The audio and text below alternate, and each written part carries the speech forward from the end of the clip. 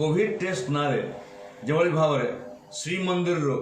हजार हजार भक्त को फेरे दिगला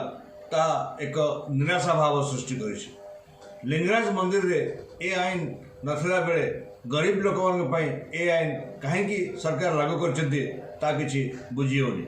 कौट ना कौटी सरकार किसी भूल भ्रांति भटका रही जाइए नीति निर्धारण रे जाफल लोक मैंने हंतसंत होती कोविड टेस्ट ना रे प्राइवेट हॉस्पिटल माने 100 टंका बदल रे 500 रु 1000 टंका लेखाए चार्ज करुछंती। आमे दाबी करुछु विश्व मानव अधिकार सुरक्षा संगठन तरफ तुरंत ये जो दोगुला नीति लिंगराज मंदिर पाई गोटे पूरी पाई गोटे या सरकार वापिस करंतु साधारण जनता को तांकर धार्मिक अधिकार जहाँ भारतीय संविधान रो धारा 19 द्वारा निर्धारित ताको सम्मान दिंतु नहले आगामी दिन रे जो जन असंतोष सब तापाई सरकार दायी रहिबे। जय हिंद।